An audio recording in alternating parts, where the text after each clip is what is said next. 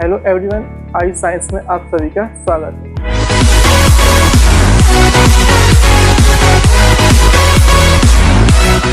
जैसा कि आप जानते हैं, सीबीएसई क्लास 10 साइंस का फर्स्ट चैप्टर चल रहा है और हमने प्रीवियस वीडियो में chemical reaction and chemical equation दो टॉपिक को कवर किया है। इस वीडियो में मैं आप सभी को यह बताने वाला हूं कि हम केमिकल इक्वेशंस को किस प्रकार बैलेंस करते हैं। साथ ही मैं आपको एक रीज़न भी बताऊंगा कि हम केमिकल इक्वेशंस को क्यों बैलेंस करते हैं। इसके अलावा मैं आपको एक ऐसी शॉर्ट ट्रिक बताऊंगा जिससे कि आप किसी प्रकार की केमिकल इक्वेशन को आसानी से बैलेंस कर सकते हैं। केमिकल इक्वेशंस को बैलेंस करने के लिए हम जिस मेथड का यूज़ करते हैं उसे हम हिट एंड ट्रायल मेथड बोलते हैं। मैं एक सिंपल एग्जाम्पल की सहायता से आपको यह बताने का प्रयास करूँगा कि हम केमिकल इक्वेशन को किस प्रकार बैलेंस करते हैं। मैं एक एग्जाम्पल लेता हूँ, जैसे कि हाइड्रोजन ऑक्सीजन से रिएक्ट करके वाटर बनाता है। मैं इस इक्वेशन को लिख देता हूँ, H2 + O2 after reaction H2O। आप जरा इस इक्वेशन को चेक करिए, आप पाएंगे कि यह इक्वेशन अनबैलेंस्ड है, क्योंकि रिएक्टेंट में ऑक्सीजन के 2 एटम्स हैं एंड प्रोडक्ट में ऑक्सीजन का 1 एटम है। या हम यूँ कह सकते हैं कि रिएक्टेंट एंड प्रोडक्ट दोनों में ऑक्सीजन एटम्स की संख्या सेम नहीं है। यह इक्वेशन अनबैलेंस्ड है। अब हमें इस इक्वेशन को बैलेंस करना है, तो क्वेश्चन आता है कि हमें इस इक्वेशन को बैलेंस क्यों करना है। अगर आपको याद हो तो आपने क्लास 9 में लॉ ऑफ मास कंजर्वेशन जरूर पढ़ा होगा, यानी कि द्रव्यमान संरक्षण का नियम।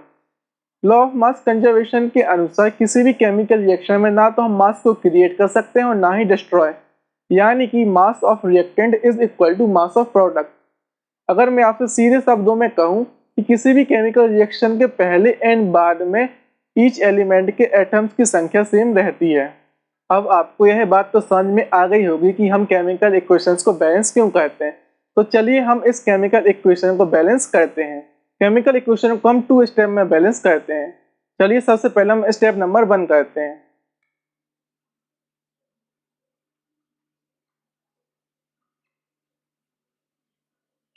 स्टेप नंबर 1 में हम इस केमिकल इक्वेशन को दोबारा लिख लेते हैं।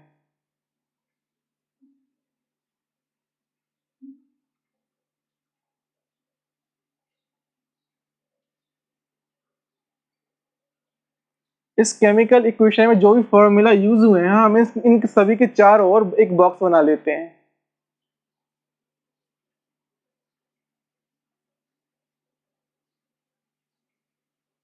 जब भी हम केमिकल इक्वेशन को बैलेंस करेंगे तो हमें यह ध्यान देना है कि इन बॉक्स के अंदर जो भी फॉर्मूला लिखा है उनके अंदर हमें किसी प्रकार का चेंज नहीं करना है। अब हम सेकंड स्टेप की बात करते हैं। सेकंड स्टेप में हमें एक टेबल बनानी है जो कुछ इस प्रकार होगी। यहाँ पर हमने एलिमेंट्स लिख लिए हैं जो कि केमिकल रिएक्शन में यूज हुए हैं। यहाँ पर हमने नंबर ऑफ एटम्स लिखे हैं जो कि रिएक्टेंट में है। यहाँ पर हमने नंबर ऑफ एटम्स लिखे हैं जो कि प्रोडक्ट में है। तो सबसे पहले हम हाइड्रोजन की बात करते हैं। हाइड्रोजन का रिएक्टेंट में 2 एटम्स हैं और प्रोडक्ट में 2 एटम्स हैं। पर ऑक्सीजन का रिएक्टेंट में 2 एटम्स है और प्रोडक्ट में 1 एटम है, यानी कि गड़बड़ ऑक्सीजन में हो रही है। तो हमें बैलेंस करना है, तो हम क्या करेंगे, यहाँ पर 2 से मल्टीप्लाई कर देंगे तो दोनों जगह ऑक्सीजन के एटम सेम हो गए। तो मैंने यहाँ पे 2 लिख दिया। यहाँ पे 2 क्या है, 2 एक कोफिशिएंट है। कोफिशिएंट मॉलिक्यूल में प्रेजेंट एटम्स के नंबर को बताते हैं। तो यहाँ ऑक्सीजन के नंबर 2 हो गए, पर जो हाइड्रोजन के नंबर है अब वो 4 हो गए। 2 2 4, यानी कि जो हाइड्रोजन है उसके एटम्स में गड़बड़ी आ गई। अब प्रोडक्ट में तो हाइड्रोजन के एटम्स 4 हो गए और रिएक्टेंट में हाइड्रोजन के एटम 2 हैं। तो हम यहाँ पे 2 से मल्टीप्लाई कर दें तो हमें रिएक्टेंट और प्रोडक्ट दोनों में ही हाइड्रोजन के एटम सेम प्राप्त हो जाएंगे। तो मैंने यहाँ पे कोएफिशिएंट 2 लगा दिया। अब आप देखिए जो केमिकल इक्वेशन है वो बैलेंस हो गई। रिएक्टेंट में हाइड्रोजन के 4 एटम्स हैं, प्रोडक्ट में भी हाइड्रोजन के 4 एटम्स हैं। रिएक्टेंट में ऑक्सीजन के 2 एटम्स हैं, प्रोडक्ट में भी ऑक्सीजन के 2 एटम्स हैं। इस प्रकार ये केमिकल इक्वेशन बैलेंस हो गई। इससे पहले कि हम सेकंड एग्जाम्पल की बात करें, मैं आपको एक इम्पोर्टेंट बात बताता हूँ जो कि केमिकल इक्वेशंस को बैलेंस करते समय आपके लिए काफ़ी हेल्पफुल होगी। जब कभी भी हम केमिकल इक्वेशन को बैलेंस करते हैं तो सबसे पहले हम मेटल को बैलेंस करते हैं, फिर उसके बाद नॉन मेटल को बैलेंस करते हैं, बाद हाइड्रोजन को बैलेंस करते हैं, उसके बाद ऑक्सीजन को बैलेंस करते हैं। अगर इक्वेशन में कोई नॉन मेटल नहीं है ऑक्सीजन और हाइड्रोजन को छोड़ के, तो मेटल के बाद हम डायरेक्ट हाइड्रोजन को बैलेंस करते हैं, उसके बाद ऑक्सीजन को बैलेंस करते हैं। अब हम बात करते हैं सेकंड एग्जाम्पल की, जो कि है कि आयरन वाटर से रिएक्ट करके आयरन ऑक्साइड और हाइड्रोजन देता है। यह केमिकल इक्वेशन है वो अनबैलेंस्ड है। चलिए तो फिर हम इसको हिट एंड ट्रायल मेथड द्वारा बैलेंस करते हैं। केमिकल इक्वेशन को बैलेंस हम 2 स्टेप में करेंगे। स्टेप नंबर फर्स्ट,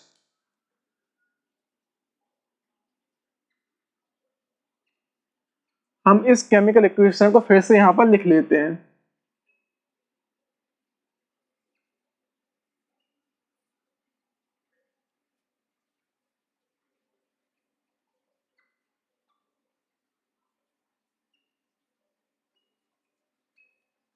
इस केमिकल इक्वेशन में जो भी फॉर्मूला यूज हुए हैं, हम इनके चारों ओर एक बॉक्स बना लेते हैं।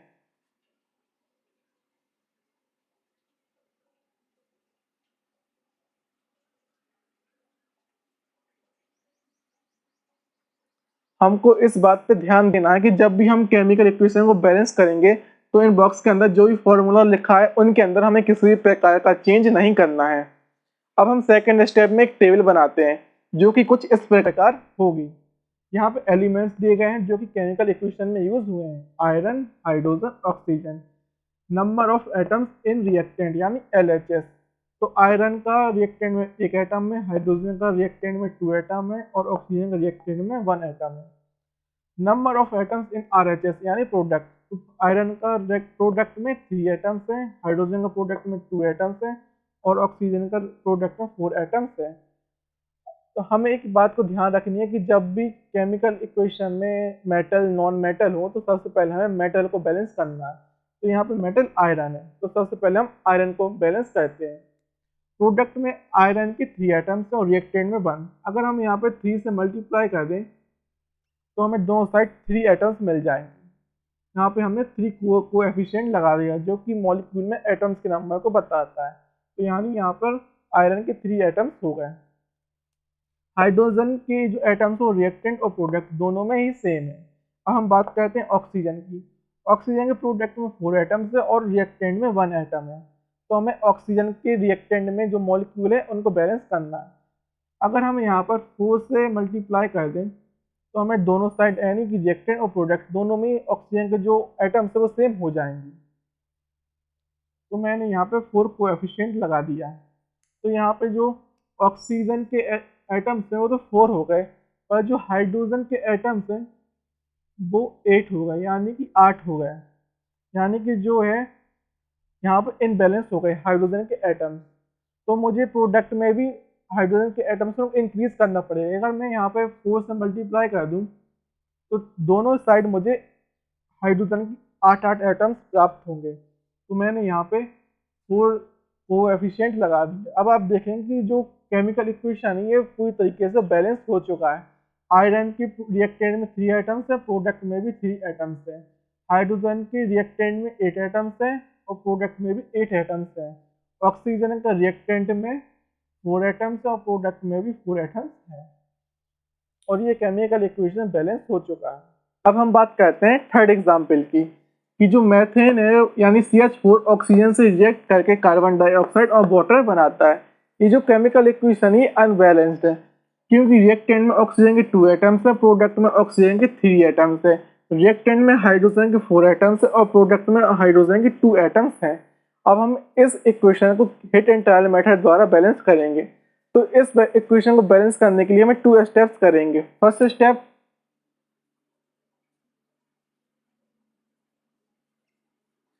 स्टेप में हम पहले की तरह फिर से इस इक्वेशन को लिख लेंगे।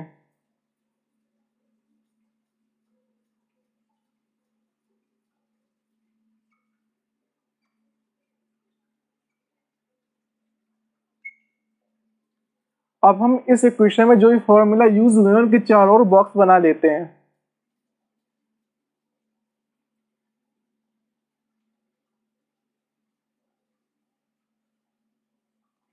और केमिकल इक्वेशंस को हमें बैलेंस करते समय इस बात पर ध्यान देना है कि जो बॉक्स के अंदर जो भी फॉर्मूला लिखा है उनके अंदर किसी भी प्रकार का चेंज नहीं करना है।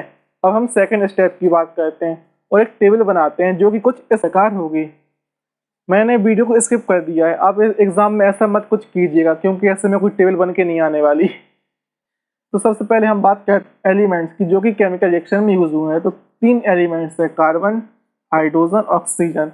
अगर हम रिएक्टेंट की बात करें तो रिएक्टेंट में कार्बन का 1 एटम है, हाइड्रोजन के 4 एटम्स हैं, ऑक्सीजन के 2 एटम्स हैं। अगर हम प्रोडक्ट की बात करें तो प्रोडक्ट में कार्बन का 1 एटम है, हाइड्रोजन के 2 एटम है और ऑक्सीजन के 3 एटम्स हैं।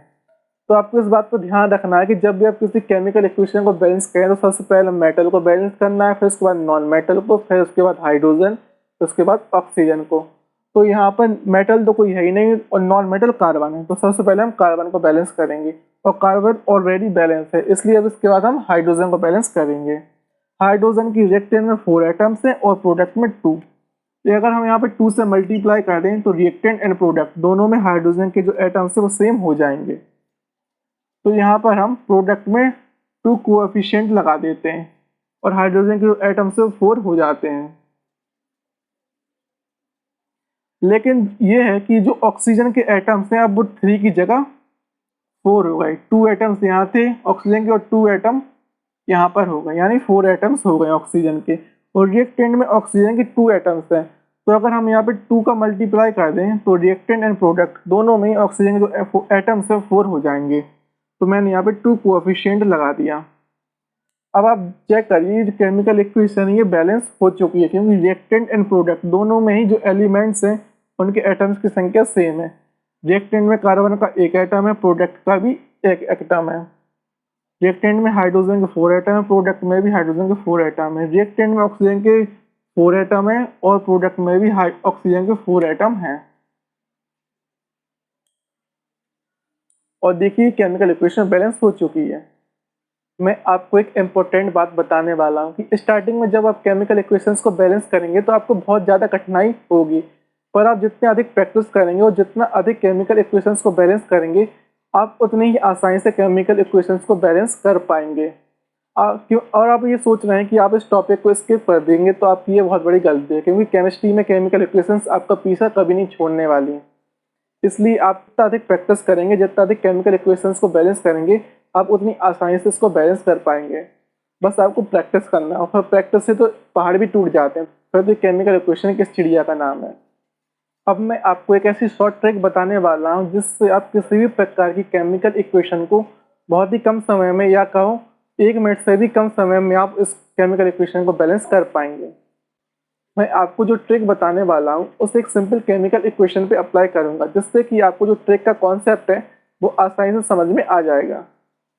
अब मैं एक सिंपल इक्वेशन लिखता हूँ, N2 plus H2 after reaction NH3। आप जरा इस इक्वेशन को चेक करिए, आप पाएंगे कि यह इक्वेशन अनबैलेंस्ड है क्योंकि रिएक्टेंट में हाइड्रोजन के 2 एटम्स हैं और प्रोडक्ट में हाइड्रोजन के 3 एटम्स हैं। रिएक्टेंट में नाइट्रोजन के 2 एटम्स हैं और प्रोडक्ट में नाइट्रोजन का 1 एटम है। आपने हिट एंड ट्रायल मेथड में देखा था कि जब हम किसी केमिकल इक्वेशन को बैलेंस करते थे तो हम कोएफिशिएंट लगा देते और जो कोएफिशिएंट होते थे वो नंबर्स के फॉर्म में होते थे। हम यहाँ पे भी कोएफिशिएंट लिखेंगे पर वो अल्फ़ाबेट के रूप में होंगे। मैंने यहाँ पे कोएफिशिएंट लिख दिया A, B, C। अगर हम नाइट्रोजन की बात करें तो नाइट्रोजन कोएफिशिएंट A है और नंबर ऑफ एटम्स नाइट्रोजन के 2 हैं, तो यहाँ पे 2A हो गया। अगर हम प्रोडक्ट की बात करें तो प्रोडक्ट में नाइट्रोजन का कोएफिशिएंट C है और नंबर ऑफ एटम्स 1 है। 2A is equal to C किस लॉ से? Law of mass conservation. Law of mass conservation के अनुसार किसी भी केमिकल रिएक्शन के पहले और बाद में ईच एलिमेंट के एटम्स की संख्या सेम रहती है। तो मतलब नाइट्रोजन की रिएक्टेंट और प्रोडक्ट दोनों में ही एटम्स की संख्या सेम होगी, तो इसलिए मैंने 2A is equal to C लिखा। अब मैं लिखता हूँ हाइड्रोजन का। हाइड्रोजन कोएफिशिएंट B है और नंबर ऑफ एटम्स 2 हैं। अगर प्रोडक्ट की बात की जाए तो हाइड्रोजन कोएफिशिएंट C है और नंबर ऑफ एटम्स 3 हैं। अब हमें 2 इक्वेशंस मिल गए। अब हम इन दोनों इक्वेशन में एक ऐसा कोएफिशिएंट देखेंगे जो कि कॉमन हो। तो इसमें भी c कॉमन है, इसमें भी c कॉमन है, दोनों में ही c कॉमन, और मैं c की वैल्यू 1 मान लेता हूँ। तो मैं फर्स्ट इक्वेशन में c की वैल्यू रख देता हूँ।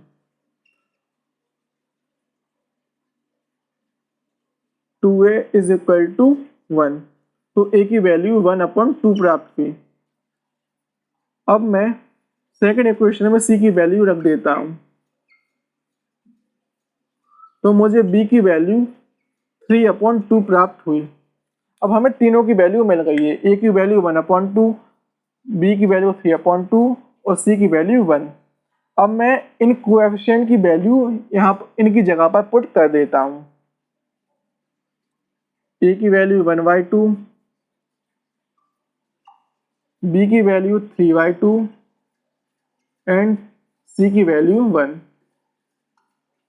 लिखने की जरूरत ही नहीं है 1 को। ये रिएक्शन आपको देखने में थोड़ी अटपटी लग रही होगी, तो यहाँ पे नीचे के 2 हटाने के लिए हम यहाँ से 2 से मल्टीप्लाई कर दे रहे हैं।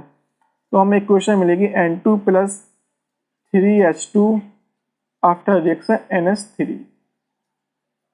आप इस शॉर्ट ट्रिक से किसी भी प्रकार के केमिकल इक्वेशंस को आसानी से बैलेंस कर सकते हैं, पर आपको प्रैक्टिस की ज़रूरत होगी, क्योंकि आप जितना अधिक प्रैक्टिस करेंगे उतनी ही आसानी से केमिकल इक्वेशंस को बैलेंस कर पाएंगे।